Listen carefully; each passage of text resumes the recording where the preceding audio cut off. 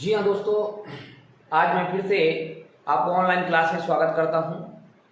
जैसा कि आप लोग जानते हैं कि इस समय पे मैं वीडियो डाल रहा हूँ वो रीजनिंग का बहुत अच्छा टॉपिक है। अभी हम कथन निष्कर्ष से क्वेश्चन कर रहे थे।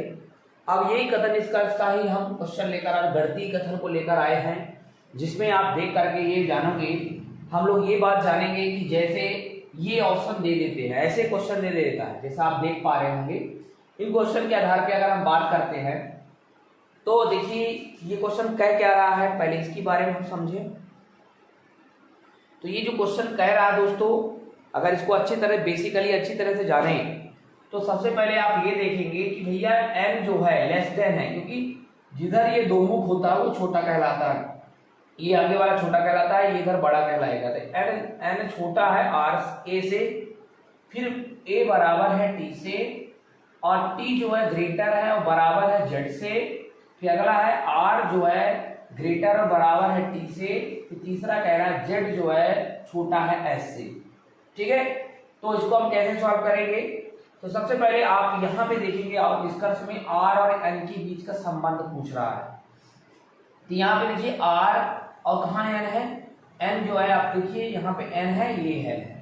तो ये बताओ तुम कि यहाँ पे पहले समझो r जो है t से बड़ा है और बराबर है। तो यहाँ पे देखिए t कहीं है, हाँ, तो t यहाँ है। दूसरी बात, t जो है किसके बराबर है? a के बराबर है। समझते जाइए, जब t a के बराबर है तो चाहे a के जगह में t रख दे, चाहे t की जगह में a रख दे। रख देंगे नहीं रख देंगे? बताओ, रख दें। तो देखो पहले हम एक काम करते हैं, a जो है t के बराबर है, क्योंकि यहाँ पे अपन देखें तो देखो r और n के बीच में बात कर रहे हैं बेटा। और r को जब देखने गए हम तो r t से संबंध रखता है, तो पहले t को क्लियर कर लेते हैं। जब t को क्लियर करेंगे तो ऑटोमेटिक r वहां रख देंगे। तो ये बताओ तुम a के जगह में t को रख सकते हैं नहीं रखते? तो आप कहोगे बिल्कुल रख सकते हैं। तो देखिए n है, यहाँ पे n रख दिए, बड़ा है n छोटा है, a बराबर t है, तो t के जगह में a के जगह में t रख दिए, कोई दिक्कत नहीं हुआ क्योंकि बराबर है इसलिए। जब t यहाँ रख दिए तो t के बीच में संबंध यानी t छोटा है, t छोटा है ना बेटा, छोटा मतलब ये देखो यहाँ पे ये ऐसा मुख है t की साइड में, इसलिए t की मान ऐसे मुख करेंगे, छोटा बराबर है r से। अब ये बताओ तुम कि कह रहा है यहाँ पे, अब संबंध देखो n और r के बीच में, ये बताओ दोनों कह रहा r जो है बड़ा है, ये कह रहा r जो है बड़ा है n से। देखिए ये बड़ा तब मानेगा बेटा जब एक ही जैसा मुख रहे, जैसे r बड़ा है t से और t बड़ा है n से। तो देखिए इन दोनों के बीच में देखो ये भी बड़ा का चिन्ह है, ये भी, लेकिन बड़ा और बराबर कह रहा है, यानी बड़ा और बराबर का मतलब ये होगा कि यदि बड़ा होगा या तो फिर बराबर होगा। दूसरी बात ये बड़ा ही है तो दो चिन्ह तो कम से कम एक चिन्ह तो सेम है कि नहीं है। तो आप ये बताओ, इसको आप r ग्रेटर n भी लिख सकते हैं या फिर n लेस देन r, दोनों में से कोई भी चीज वही चीज कहलाता है। चाहे मैं ये कहूं कि n छोटा है r से, चाहे मैं ये कहूं कि r बड़ा है n से, वही चीज है कि नहीं है? इसलिए आपका पहला वाला कथन आपका इसमें से सही है। अब दूसरा कथन कह रहा है कि s और z के बीच संबंध बता रहा है। तो s यहाँ है, z यहाँ है। तो अब ये बताओ s और z के बीच संबंध कह रहा था, कह रहा है s बड़ा है z से, तो वैसे भी दिख तो रहा है s जो है z से बड़ा तो है, देखो ना बड़ा है कि नहीं है? s जो है z से बड़ा है, बिल्कुल बड़ा है। तो ये तो खुद ही कथन में ही दिया है, इसलिए ये भी सही है। यानी इन ऑप्शन में हम ये कह सकते हैं कि अपन हम देखें तो a और 2 दोनों सही है। इसका आप स्क्रीनशॉट करके आप समझ सकते हैं, थोड़ा समझने की कोशिश करिए।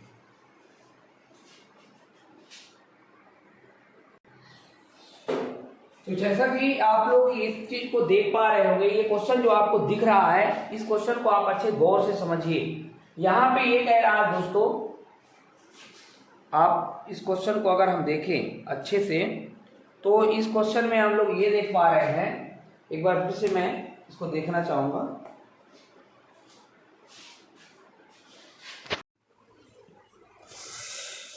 तो देखिए गणितीय कथन में हम लोग एक और नए टॉपिक में एक नए क्वेश्चन की ओर आ रहे हैं, और आशा करता हूं दोस्तों आपको ये बहुत ही अच्छे समझ में आ रहा होगा।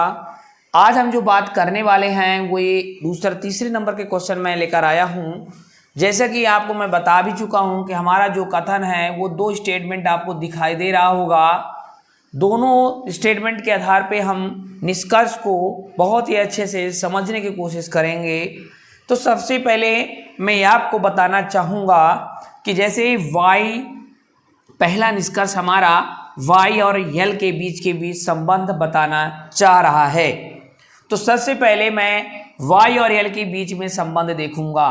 सबसे पहले आप ये बताइए बेटा, y यहाँ है और l यहाँ है, तो आप यहाँ पे ये समझिए कि कहीं ना कहीं y का संबंध e से भी है। तो आप यहाँ पे समझिए, अगर मैं इसको दोनों को मिला के लिखूँ तो l लिखा मैंने पहले। देखिए मेरे दोस्त, मेरी भावनाओं को समझो आप। ये l और ये ग्रेटर लेस देन और बराबर है e से। जब e है तो e से संबंध फिर y से दिया है, तो e जो है लेस देन है, लेस देन मतलब e का ये पीछे किया है ना, e साइड में, हाँ, इसलिए यहाँ भी पीछे करना पड़ेगा। बराबर है y से, y साइड आगे किया इसलिए आगे कर दिए। अब ये बताओ, यहाँ पे अपन ये संबंध निकाल लिए। तो ये संबंध निकालने के बाद हमें ये संबंध निकालना है कि y बड़ा है बराबर है l से, तो y बड़ा है बराबर है l से, एक ही जैसा है। देखिए l से l की ओर ऐसे अगर हम देखें तो यहाँ पे देखिए l से पीछे की ओर यहाँ भी दिया हुआ है, यहाँ भी पीछे की ओर दिया है, यहाँ भी एक ही जैसे अगर मिल गए, एक ही कंडीशन के दो स्थितियां अगर आपको मिल गई दोस्तों, समझ जाया करो आपका आंसर सही है। यानी आप यहाँ पे अब ऐसा लिख सकते हैं कि l जो है, y जो है l से बड़ा है, यानी y जो है, यानी हम ये कह सकते हैं y जो है बड़ा है, छोटा है किससे, l से। क्यों? क्योंकि इनके बीच का संबंध हम देखें तो दोनों एक ही जैसे दिख रहे हैं। जब दोनों एक ही जैसे दिख रहे हैं, यानी ये भी और ये भी दिख रहे हैं, तो यानी हमारा ये वाला कथन बिल्कुल सही है। अब तो फर्स्ट कथन को हमने निष्कर्ष फर्स्ट कर दिया। अब सेकंड में हमें क्या देखना होता है दोस्तों, a और r के बीच संबंध बता रहा है। तो आप जैसा कि आप जानते हैं कि r का संबंध e से है कि नहीं है, और अपन यहाँ पे देखिए r जो है a के बीच संबंध बता रहा है। तो ये बताओ आप कि a e के बराबर है, a जो है किसके बराबर है बेटा, e के बराबर है। तो ये बताओ e की जगह में a क्या हम रख सकते हैं? आप कहेंगे जी सर हम रख सकते हैं, क्योंकि a e के, तो हम e के जगह में a रख सकते हैं ना। अब बताओ a ग्रेटर r दिख रहा है, यही वाला चीज आ रहा है ऐसे कि नहीं आ रहा है, तो यहाँ पे वही चीज आ रहा है कि नहीं आ रहा? आप कहेंगे हाँ सर आ रहा है। तो फिर यही है इसका आंसर होगा मेरे दोस्त, यही इसका आंसर होगा जिसको आप समझ सकते हो। इसके बाद हम एक छोटा सा और क्वेश्चन लेते हैं, और इसकी ये वाला क्वेश्चन की हम बात कर रहे हैं। तो जैसे कि आप देख पा रहे हैं, ये तीसरी तरह चौथे नंबर की क्वेश्चन कहलाएगा बेटा। इस तरह के कई कॉन्सेप्चुअल क्वेश्चन देखने को मिलेगा, चौथी टाइप के भी क्वेश्चन है ये। अपन हम बात करते हैं, ये कथन है और ये निष्कर्ष है। ये स्टेटमेंट और कथन निष्कर्ष के आधार पे आज बात कर रहे हैं कि डी और एस, डी छोटा है एस से, एस बड़ा है बराबर है एल से, एल बड़ा है यू से। ये इसको इस तरह से पढ़ते हैं। दूसरा स्टेटमेंट दिया है क्यू छोटा है एस से। अब हमारा निष्कर्ष पहले की बात कर रहे हैं बेटा। निष्कर्ष में आप ये देखा करिए कि इन दोनों किसकी बीच का संबंध पूछ रहा है। तो इन दोनों में अपन देख पा रहे हैं क्यू और डी के बीच में संबंध पूछ रहा है। क्यू और डी के बीच के संबंध को अगर हम देखते हुए अगर देखें तो यहाँ पे देखिए क्यू और डी, तो कहीं ना कहीं डी का संबंध यहाँ पे देखिए बेटा, और डी देखिए क्यू का संबंध डायरेक्ट डी से तो नहीं है, बट क्यू का संबंध एस से है और एस का संबंध डी से है। तो अपन ऐसे भी लिख सकते हैं बेटा कि क्यू लेस देन एस और एस से एस ग्रेटर है डी से, क्योंकि एस के साइड पे मूव किया है इसलिए इधर भी एस के साइड पे मूव का करना पड़ेगा। डी के साइड पे पीछे किया तो डी के साइड यहाँ पे पीछे करना पड़ेगा। जरूरी नहीं होता इसी तरह सिंबल हो, सिंबल कैसे भी हो, लेकिन जिस तरह से ये पीछे है उस तरह से ये भी पीछे है, जिस तरह से दोनों मुख आगे है उस तरह से इस दोनों मुख आगे है। अब यहाँ जिस तरह से ये दोनों मुख आगे इसके साइड, ऐसे इसका भी इस तरह आएंगे। अब कह रहा है क्या Q और S के बीच संबंध, तो Q कह रहा है यहाँ पे, सॉरी Q और D के बीच संबंध, तो क्या Q जो है D से बड़ा है? तो बेटा ये संबंध और ये संबंध दोनों को देखिए, क्या एक जैसे हैं? बिल्कुल नहीं है। अगर ये ऐसा है तो इसको भी ऐसे होना चाहिए, या फिर ऐसा है तो इसको भी ऐसा होना चाहिए, तब इनके बीच का एक ही जैसा आता है।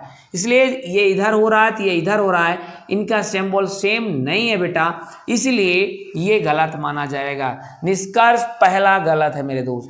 सेकंड बात मैं करूं तो क्यू, यू और क्यू के बीच में संबंध बता रहा है। यू यहाँ है, क्यू यहाँ है, लेकिन भैया आप ये क्यों समझ रहे हैं कि क्यू और यू के बीच में अगर हमें संबंध पूछना है तो हमें ये तो पता है कि एस से क्यू छोटा है, यानी हम एस, अगर हम यहाँ पे एस लिखे हैं बेटा, यहाँ पे एस लिखे हैं और ये है, और डी की जगह में भी हम क्यू लिख सकते हैं, और ये जो भी होगा इसके बाद डी लिख सकते हैं, है ना, जो भी है। तो देखिए बेटा अपन देखें तो कहीं ना कहीं एस से, जैसे अपन लिखे डी और एस लेस देन, इसके बाद अपन देखें एल, फिर ये यू।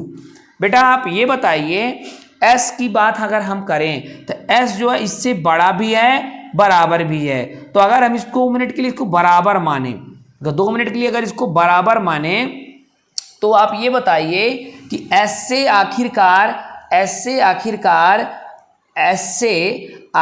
अब यहाँ पे देखिए क्यू जो है छोटा है, तो क्यू यहाँ ला सकते हैं कि नहीं ला सकते हैं? ला सकते हैं।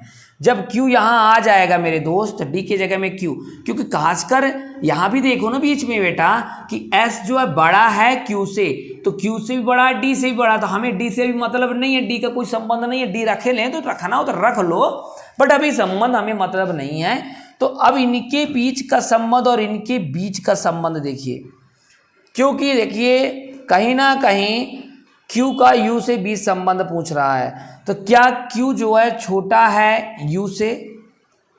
तो ये बताओ आप, इन दोनों के बीच का अगर हम संबंध पहले देखें तो चलिए हमने ये निकाला कि Q जो है U L के जगह पे आ सकता है, लेकिन इनका सिंबल अलग अलग दिख रहा है। तो अलग अलग दिखने के कारण, क्योंकि अगर ये ऐसे ऐसे होते तो चल जाता, या फिर ऐसे ऐसे होते तो भी चल सकता था, इसलिए अलग अलग होने के कारण ये बिल्कुल दोनों गलत हैं। यानी दोनों स्टेटमेंट इस क्वेश्चन के गलत माने जाएंगे। अगर समझ नहीं आया तो और अभी लगातार अभी देखते रहिए, समझते रहिए, तब क्लियर होगा।